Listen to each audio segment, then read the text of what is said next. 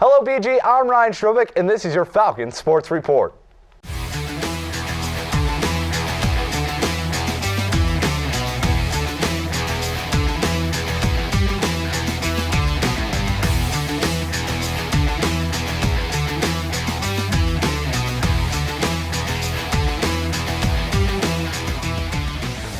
Over the weekend, BG Hockey split a two-game series versus Minnesota State in the WCHA season opener.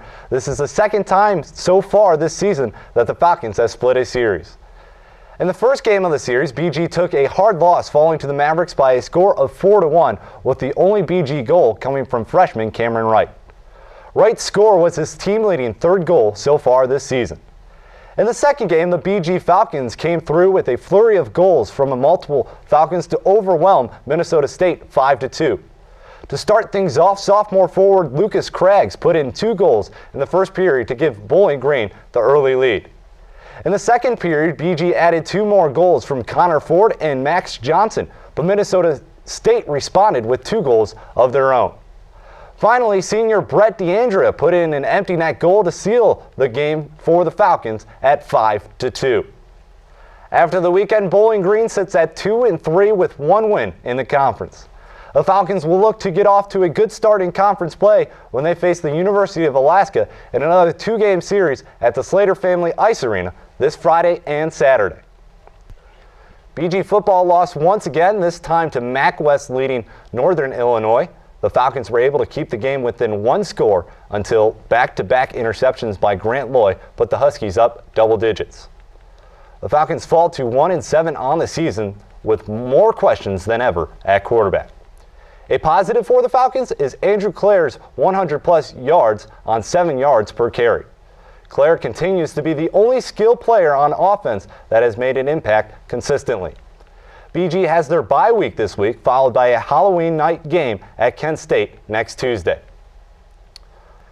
After losing in overtime on Saturday to the 19th-ranked Akron Zips, BG men's soccer will want to end the regular season on a high note as they finish their home schedule.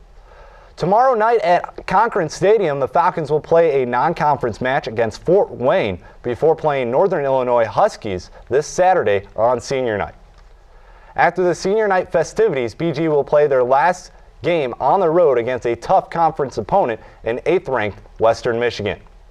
Women's soccer will be finishing their season as well as they travel to Toledo on Thursday night to take on the Rockets. The Falcons have put together one of their best seasons for women's soccer in nearly a decade, going 11-5-1 and making it to the MAC tournament for the first time since 2008. The ladies will host the first round of the conference tournament at Concord Stadium this Sunday. BG Women's Club Lacrosse played in their first preseason tournament over the weekend. Reporter Autumn Stevens has the story.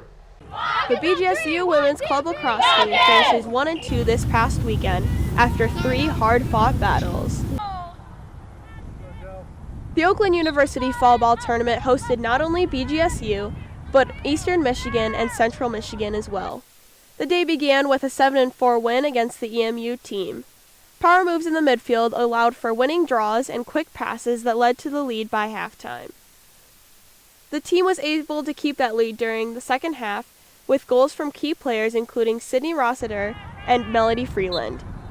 The team each year has been one of the only teams in the WCLA to use zone defense. In weeks leading up to the tournament, that has been the team's main focus.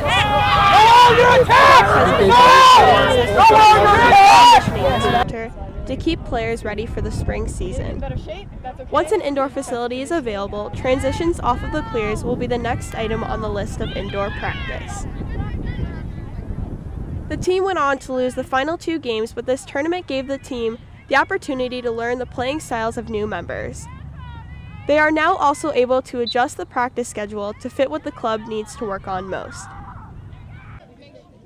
Going into the regular season, the team will once again have a clean slate, but usual rivals will be seen, including the University of Toledo and, once again, Oakland University. For BG24 Sports, I'm Autumn Stevens. And finally, here is a look at how the Falcon teams fared this weekend and where they sit in the standings.